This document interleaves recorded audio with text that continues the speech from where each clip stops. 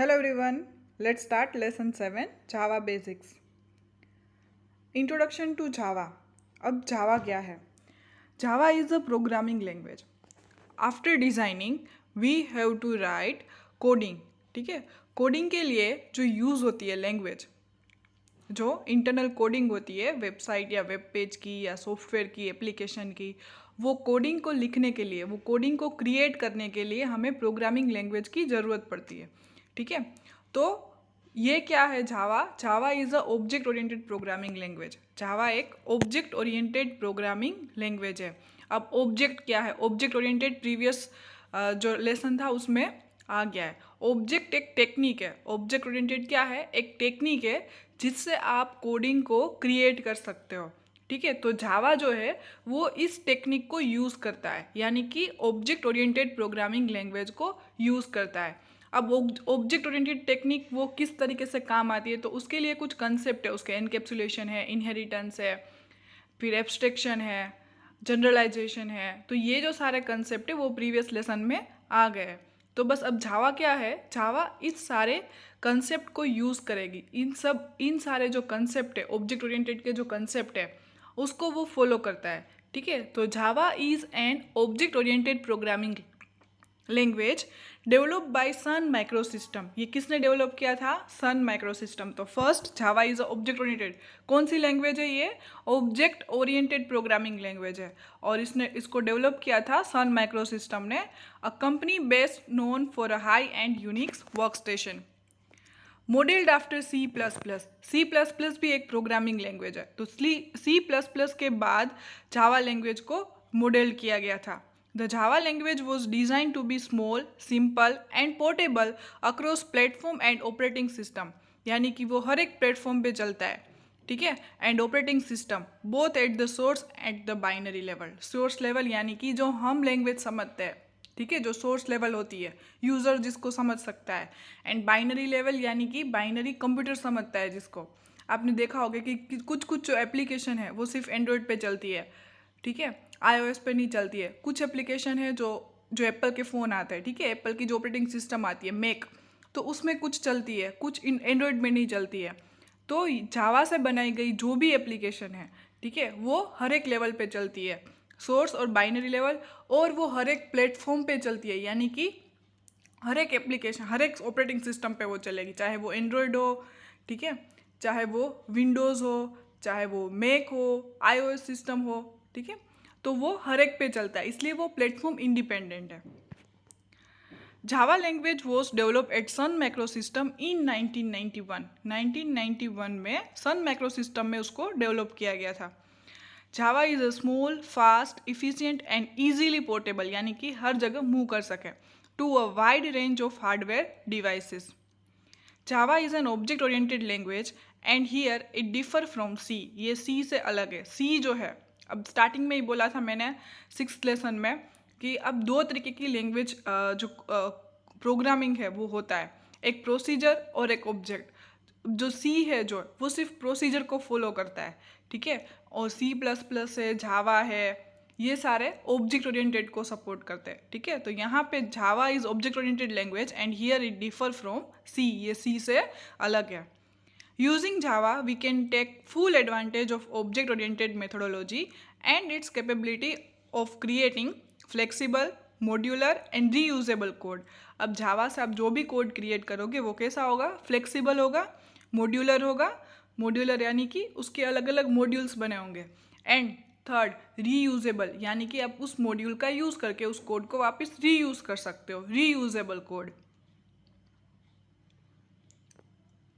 It includes a set of class libraries that provide basic data types, system input and output capabilities and other utility function. अब इसमें अलग अलग तरीके की class libraries होंगी. ठीक है, जिसकी हेल्प से आप उसके फंक्शन को, मेथड को यूज़ कर सकते हो अपने प्रोग्राम में. ठीक है, जिसमें डेटा टाइप्स होंगे, इनपुट आउटपुट कैपेबिलिटीज़ होंगी, यानी कि फाइल इनपुट आउटपुट, ये सारे आगे चैप्टर्स आएंगे. इसके जो सारे यूज़ है वो आगे आएंगे. फिर अदर यूटिलिटी फंक्शन, जैसे कि एक एग्जांपल ले लो कि एक मैथ फंक्शन है. ठीक है, एक फंक्शन है SQRT, उसका काम है स्क्वायर रूट निकालना. ठीक है, क्या है उसका काम? स्क्वायर रूट निकालना. अब आप हाथ से करोगे स्क्वायर रूट निकालना तो टाइम लगता है, ठीक है। तो यहाँ पे ऐसा एक फंक्शन क्रिएट किया गया है, ठीक है, इनबिल्ट फंक्शन, जो इसमें पहले से ही है। आपको सिर्फ उस फंक्शन को यूज़ करना है। आपको सिर्फ क्या करना है, SQRT फंक्शन लिखना है और ब्रैकेट में जो भी जिसका भी स्क्वायर रूट निकालना है वो डिजिट डालना है, ठीक है। तो अपने आप वो स्क्वायर रूट निकल जाएगा। तो इजीली ये काम हो गया। और ये मैथ लाइब्रेरी में आता है, एक मैथ लाइब्रेरी होगी, इसके अंदर ये सारे फंक्शन हैं, ठीक है। तो इस तरीके से अलग अलग प्री डिफाइंड फंक्शन है, जिससे कि आपका जो कोडिंग है वो ईजिली आप कर पाओगे। These basic classes are part of Java Development Kit। ये जो सारे क्लासेस है वो किसके पार्ट से, जावा डेवलपमेंट किट यानी कि JDK के अंदर ये सारी लाइब्रेरीज होंगे, सारे क्लासेस होंगे, ठीक है, जो प्री डिफाइंड पहले से ही बने हुए, जस्ट आपको उसको सिर्फ क्या करना है, अपने कोडिंग के लिए यूज़ करना है। तो JDK याद रखिएगा, JDK क्या है, ये सारे इसके अंदर जो सारे क्लासेस लाइब्रेरीज ये सारा JDK के अंदर होगा, Java development kit. JDK has classes to support networking, common internet protocols and user interface toolkit function।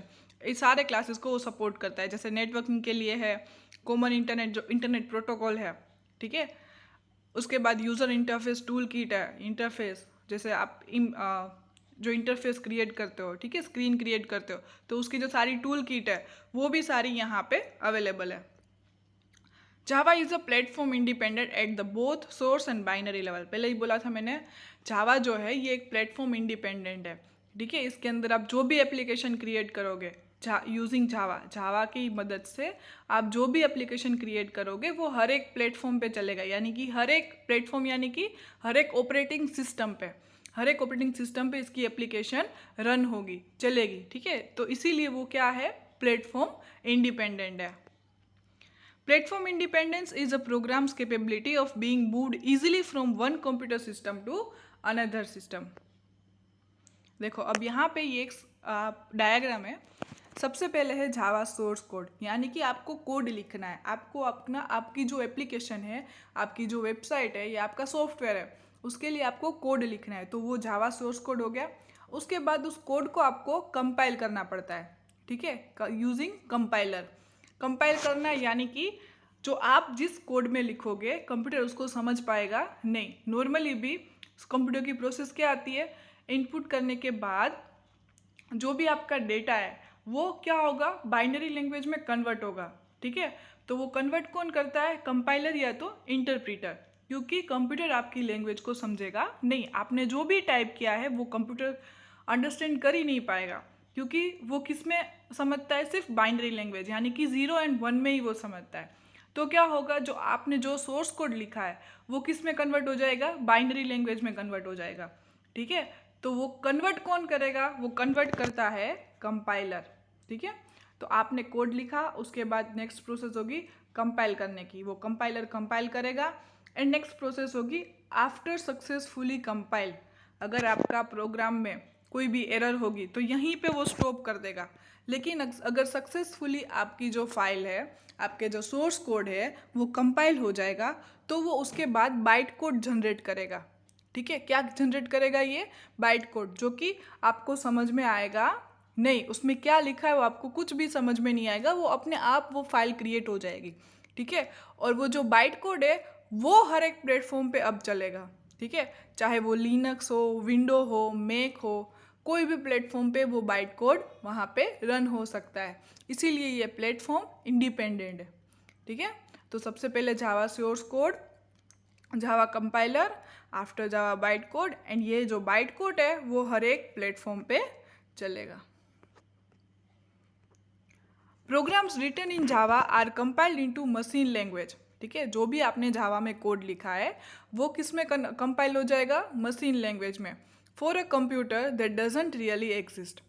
This so called virtual computer is known as a Java virtual machine. अब ये जिसमें convert होगा, compile होगा, ठीक है, वो really में exist नहीं करता है वो पीसी, तो उसको हम वर्चुअल कंप्यूटर बोलेंगे। क्या बोलेंगे, virtual computer. And it is known as the Java virtual machine, और वो क्या होगा, JVM यानी कि Java virtual machine. The machine language for the Java virtual machine is called Java byte code, ठीक है। जो भी कोड होगा जो जावा वर्चुअल मशीन पे होगा वो होगा जावा byte code. The only disadvantage of using bytecode is its slow execution speed। अब जो बाइट कोड है उसका एक ही डिसएडवांटेज है कि वो जो है वो स्लो एग्जीक्यूशन, उसका जो एग्जीक्यूशन प्रोसेस है वो स्लो होता है, ठीक है, उसकी जो स्पीड है वो बहुत स्लो होती है। तो there are tools available tools to convert Java byte code into native code. अब क्या होगा, उस बाइट कोड को हम पर्टिकुलर लैंग्वेज के हिसाब से उस नेटिव कोड में कन्वर्ट कर देंगे, ठीक है। तो उसके लिए मार्केट में बहुत सारे टूल्स अवेलेबल है। Native code is faster to execute but then it does not remain machine independent. Native code क्या है, फास्टर है, एग्जीक्यूट करने में वो फास्टर है, लेकिन फिर वो उसका एक डिसएडवांटेज ये है कि फिर वो मशीन इंडिपेंडेंट रहेगा नहीं, ठीक है।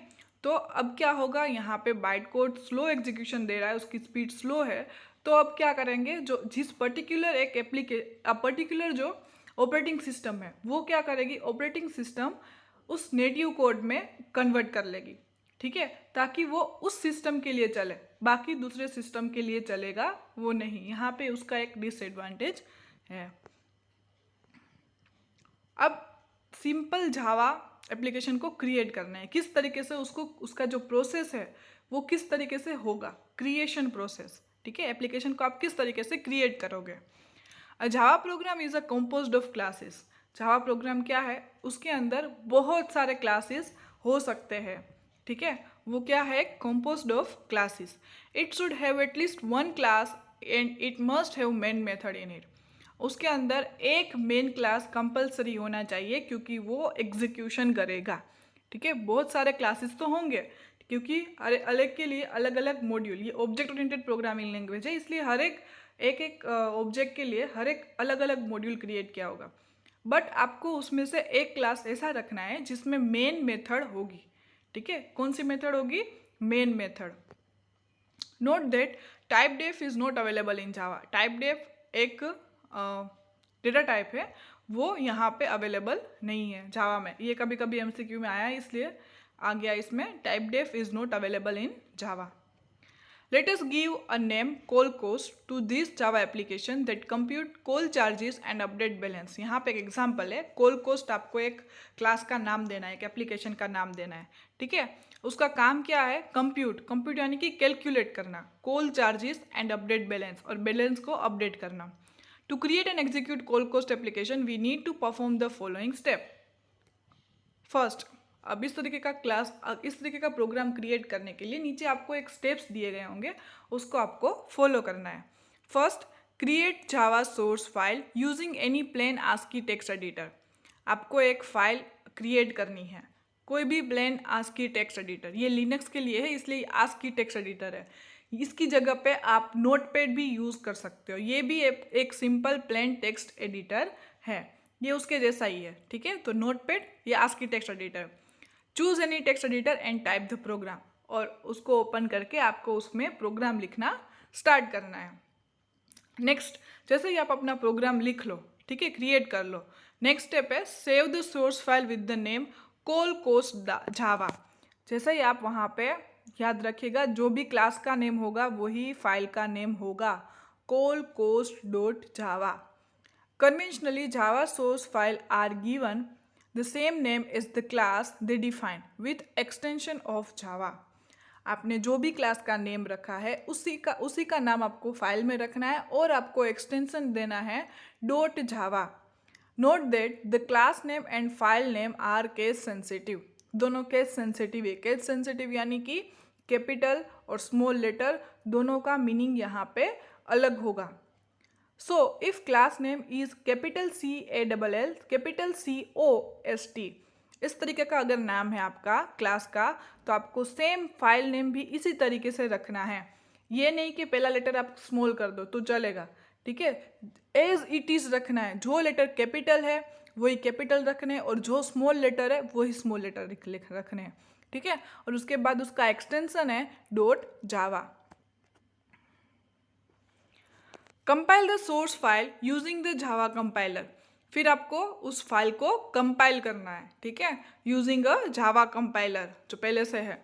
To compile the Java program type Java C. आपको टाइप करना है Java C followed by the name of your source file, Java C फिर उस फाइल का नेम एंड डॉट जावा। ये आपका कंपाइलर कोड है, ठीक है। जावा सी कोलकोस्ट यानी कि फाइल का नेम जो भी आपने दिया है वो, और dot Java. If the compiler show any errors go back and correct errors. अगर आपके कंपाइलर ने आपको कोई एरर दी कि आपके प्रोग्राम में कोई एरर है, तो आपको उसको करेक्ट करना है, उसके बाद ही आप आगे बढ़ पाओगे, वरना आपका प्रोग्राम वहीं पे स्टॉप हो जाएगा। When the program gets compiled without error, फिर आप उसको वापस सही करके आपको वापस कंपाइल करना है। और इस बार अगर आपका प्रोग्राम विदाउट एरर कंपाइल हो गया, then compiler create a file with extension dot class in the same directory as your source file. Directory का मतलब यहाँ पे फोल्डर है, ठीक है। जैसे ही सक्सेसफुली कंपाइल हो गया, आपका जो प्रोग्राम है वो सक्सेसफुली कंपाइल हो गया, तो आपने जिस फोल्डर में इस फाइल को सेव किया है उसी फोल्डर में एक डॉट क्लास नाम की फाइल क्रिएट हो जाएगी अपने आप, जो कि वो होता है बाइट कोड, ठीक है। उसमें आपको कुछ समझ में आएगा नहीं, क्योंकि वो मशीन लैंग्वेज में लिखा होता है। See that compiler has create file colcost.class. This is our Java bytecode file that will be execute. अब इस फाइल को आपको क्या करना है, एग्जीक्यूट होगा। और जो ये फाइल है क्लास फाइल, वो किसके नेम से बनेगी, क्लास के नेम से बनेगी। इसीलिए फाइल नेम और क्लास नेम दोनों का नेम क्या रखना है, सेम रखना है। Run the application using Java interpreter. In the JDK, the Java interpreter is called simply using Java. Type Java Colcost. Successfully, अगर इसके बाद अगर आपका प्रोग्राम सक्सेसफुली कंपाइल हो गया, तो उसके बाद आपको लिखना है जावा और फाइल का नेम। इससे आपका प्रोग्राम क्या हो जाएगा, रन हो जाएगा। To execute the program we only need the compiled class file, not the source code.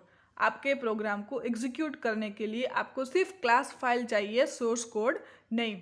और जो क्लास फाइल है वो कब क्रिएट होगी, अगर आपका सोर्स फाइल जो है वो सक्सेसफुली कंपाइल हो गया, उसके बाद जो वो क्लास फाइल है वो अपने आप क्रिएट हो जाती है, ठीक है। तो आपको वो क्या चाहिए, एग्जीक्यूट, प्रोग्राम को एग्जीक्यूट करने के लिए आपको डॉट क्लास फाइल चाहिए। Interpreter Java use the bytecode colcost.class and execute it. अब देखो यहाँ पे साइड में एक डायग्राम दिया गया है उसकी प्रोसेस का है। तो first, Java source program file should have extension dot जावा, ठीक है। यहाँ पे आपको फर्स्ट जो है वो आपको फाइल नेम देना है और उसके एक्सटेंशन होगा dot Java. Its name should be same as the of class when class is public. आपको सेम नेम, जो क्लास का नेम है वही फाइल का नेम देना है। Note that the name is case sensitive. याद रखना है कि जो उसका नेम है वो केस सेंसिटिव होगा। The compiler javac compile source file and create byte code file. जैसे ही कंपाइलर कंपाइल करेगा, ठीक है, आपका जो सोर्स कोड है वो कंपाइल होगा, वो अपने आप एक बाइट कोड क्रिएट होगा, ठीक है। बाइट कोड फाइल जो डॉट क्लास, उसका एक्सटेंशन होगा डॉट क्लास, वो क्रिएट होगा। The name of bytecode file is same as the class name containing main method and it has an extension dot class. An interpreter Java interprets bytecode and execute it. ठीक है, तो ये जो diagram है वो exam में भी आता है, 2 बार आ गया है। उसमें क्या होगा, आपको ये जो सारे स्टेप्स है उसको याद रखना है। सबसे पहला जो स्टेप है वो जो है जावा सोर्स फाइल और उसका एक्सटेंशन है डॉट जावा। सेकेंड आपका स्टेप है, उसके बाद प्रोग्राम के बाद जो आप सोर्स कोड लिखोगे, डॉट जावा की फाइल क्रिएट होगी, उस फाइल के बाद उस फाइल को आपको कंपाइल करना है, यानी कि जावा कंपाइलर, और उसका है जावा सी। उसके बाद है successfully compilation. After successfully compilation create the Java byte code. अपने आप एक बाइट कोड क्रिएट होगा और उसका एक्सटेंशन है डॉट क्लास। मोस्टली दोनों बार यही पूछा गया है, ये ब्लैंक होगा, ठीक है। आपको यहाँ पे चूज करना है ऑप्शन 4 में से, जावा byte code file dot class file, ठीक है। ये 3 स्टेप दिए होंगे, ये जो स्टेप है वो आपको ब्लैंक रखा होगा, ठीक है। तो इस तरीके का भी क्वेश्चन आता है। और बाइट कोड के बाद जावा इंटरप्रीटर। यूजिंग स्काइट। अब जो स्काइट है एक एप्लीकेशन है जिसकी हेल्प से आप जो है आसानी से प्रोग्राम को क्रिएट कर सकते हो, ठीक है। Start SciTE application, select file and new. एक न्यू फाइल को क्रिएट करने के फाइल मेनू में जाना है और न्यू पे क्लिक करना है। Type the Java program and save the source program in a file with name interest.java to save the file and go to the save command. ठीक है, आपको सेव करने के लिए फाइल मेनू में जाना है and click on the save option. Compile source program, यहाँ पे देखो आसान है कि आपको कोड लिखने की ज़रूरत नहीं है इस एप्लीकेशन में। सीधे आपको जैसे ही आपका प्रोग्राम सेव हो जाएगा, क्रिएट हो जाएगा, उसके बाद आपको टूल्स मेनू में जाना है एंड कंपाइल पे क्लिक करना है। If the program is compiled without any error, execute it using tool go command. अगर सक्सेसफुली कंपाइल हो गया तो आपको क्या जाना है, टूल्स मेनू में जाना है एंड गो पे क्लिक करना है। Structure of Java program. अब जावा प्रोग्राम का स्ट्रक्चर कैसा होता है देखो। The rules that determine what is allowed are called the syntax of the language. ठीक है, किस तरीके से आपके प्रोग्राम में क्या क्या अलाउड है, किस तरीके से लिखना है, किस तरीके कौन से फंक्शन को यूज़ करना है, तो उसका जो एक प्रोबेबली जो रूल होता है, ठीक है, उसको हम बोलेंगे syntax. Syntax rules specify the basic vocabulary of the language and how program can be constructed using things like variable, expression, statement, branches, loop and method। ये जो सारा है वो पीछे आपके पूरे चैप्टर में आता जाएगा। ठीक है, वेरिएबल क्या है, एक्सप्रेशन क्या है, स्टेटमेंट क्या है, ब्रांचेस क्या है, लूप क्या है, तो ठीक है ये पीछे आएगा। तो इन सब को कंस्ट्रक्ट करना है, क्रिएट करना है, तो इन सब को क्रिएट करने के लिए आपको सिंटेक्स की ज़रूरत पड़ेगी। A syntactically correct program is one that can be successfully compiled और इंटरप्रिटेड। देखो यहाँ पे एक दिया गया है, डायग्राम दिया गया, देखो उसमें उसका ये सिंटेक्स है। सबसे पहले आपको पब्लिक क्लास नेम, पब्लिक जो है वो एक्सेस मॉडिफायर है, वो भी आगे आएगा। ठीक है, पब्लिक से क्या होगा कि आपका क्लास वो हर एक क्लास में अवेलेबल होगा, यानी कि आप हर एक क्लास के उसको एक्सेस कर पाओगे। फिर एक क्लास कीवर्ड है क्लास को क्रिएट करने के बाद। उसके बाद क्लास नेम, आप कोई भी क्लास नेम दोगे यहाँ पे। ठीक है, याद रखिएगा जो भी यहाँ पे क्लास नेम दोगे वही आपको फाइल का नेम, जब आप सेव करोगे फाइल तब यही नाम आपको वहाँ पे देना है। फिर है optional variable declaration and method, यहाँ पे आप वेरिएबल डिक्लेयर कर सकते हो, मेथड डिक्लेयर कर सकते हो, कुछ भी। उसके बाद कंपलसरी, मैंने आपको बोला था कि कॉम्पोज्ड ऑफ जावा क्या है, कॉम्पोज्ड ऑफ क्लासेस, अलग अलग क्लासेस उसमें आ सकते हैं, लेकिन एक क्लास ऐसा रखना है जिसमें आपकी मेन मेथड हो। ठीक है, तो ये मेन मेथड कंपलसरी है एक क्लास में। तो public static void main strings are, ये उसके स्ट्रिंग्स और आर्ग्स उसके आर्ग्यूमेंट्स है। उसके बाद उसके अंदर आप स्टेटमेंट, कोई भी कोड लिख सकते हो प्रोग्राम के रिलेटेड, एंड नीचे वापस optional variable declaration and method, variable methods आप कुछ भी यूज़ कर सकते हो। और याद रखिएगा जो सब है वो यहाँ पे कर्ली ब्रैकेट के अंदर ही आएगा। ठीक है, पूरा प्रोग्राम उस ब्लॉक के अंदर होगा, क्लास के अंदर। जितने ब्रैकेट आपने ओपन किए हैं उतने क्लोज भी करने हैं, वरना सिंटेक्स एरर जनरेट होगी जब आप इसको कंपाइल करोगे तब। Class name in the first line is the name of the class having main method in it. Variable and method declaration after the before main method is optional। अगर आपको करना है, ज़रूरत है तो आप कर सकते हो वहाँ पे। Each program must have one class that contain public method main। ठीक है, हर एक प्रोग्राम में एक क्लास ऐसा होना चाहिए जिसमें पब्लिक मेथड मेन कंपलसरी हो। जावा is a free format language, free format है क्योंकि ये ऑब्जेक्ट ओरिएंटेड है तो फ्री फॉर्मेट ही होगा। A program can contain other method beside main as well as other variables। अब डेटा टाइप क्या है? Data type determine the required memory size, type of value, range of value and type of operation that can be performed। अब आपको कुछ भी store करने के लिए, जैसे कि मेमोरी चाहिए, ठीक है, मेमोरी चाहिए आपको कुछ भी कंप्यूटर में स्टोर करने के लिए, उसी तरीके से आपके प्रोग्राम में टेम्पररीली कुछ वैल्यू को स्टोर करने के लिए, जैसे कि a इक्वल बी, ठीक है, तो b के अंदर मान लो 5 स्टोर है तो a की वैल्यू कितनी हुई, 5 हुई। सेम एज यहाँ पे डेटा टाइप का काम क्या है कि वो मेमोरी की साइज कितनी चाहिए पर्टिकुलर वैल्यू को, वो रिक्वायर्ड जो होगी वो डिटरमाइन करेगा, यानी कि वो डिसाइड करेगा। टाइप ऑफ वैल्यू, अब कौन से टाइप की वैल्यू को एंट्री करनी है आपको, वो भी डेटा टाइप डिसाइड करेगा। रेंज ऑफ वैल्यू, उस वैल्यू की रेंज कितनी होगी, ठीक है, वो डिसाइड करेगा टाइप ऑफ ऑपरेशन, इसमें कुछ किस टाइप के ऑपरेशन हो सकते हैं, जैसे एरिथमेटिक यानी कि प्लस माइनस डिवीज़न, ठीक है, फिर लॉजिकल, कौन से टाइप के ऑपरेशन वहाँ पे परफॉर्म होंगे। तो ये जो सारा काम है तो वो कौन डिसाइड करता है, डेटा टाइप। जावा सपोर्ट 8 प्रिमिटिव डेटा टाइप्स, याद रखिएगा जावा कितने डेटा टाइप को सपोर्ट करता है, 8 that handle common type of integer number यानी कि जो नंबर होते हैं 1 2 3 माइनस में, ठीक है, 0 और positive number, floating point number यानी कि पॉइंट्स वाले नंबर, कैरेक्टर्स यानी कि A B C D कोई भी single character, and boolean value, ठीक है, बुलियन वैल्यू यानी कि ट्रू और false. The primitive data type are named byte, देखो यहाँ पे बाइट, शॉर्ट, इंटीजर और लॉन्ग, ये जो चार है, ठीक है, ये चार जो डेटा टाइप है वो इंटीजर डेटा टाइप है।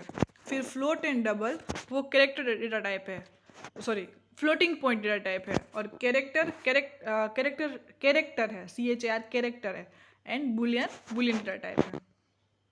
देखो यहाँ पे जो एक टेबल दिया गया है, डेटा टाइप, स्टोरेज स्पेस, उसकी कितनी स्पेस है, type of value, range of value and default value, ये याद रखिएगा ये टेबल में, ठीक है। किस तरीके से, अगर बाइट डेटा टाइप है तो उसकी स्टोरेज कैपेसिटी है 1 बाइट, बाइट की कितनी है 1 बाइट, और उसकी वैल्यू है इंटीजर, ठीक है। रेंज है -128 to 127, ये आपको याद नहीं रखना है, रेंज उसकी याद नहीं रखनी है, सिर्फ डेटा टाइप उसकी स्टोरेज कैपेसिटी याद रखनी है, ठीक है। और उसकी डिफ़ॉल्ट वैल्यू 0 है।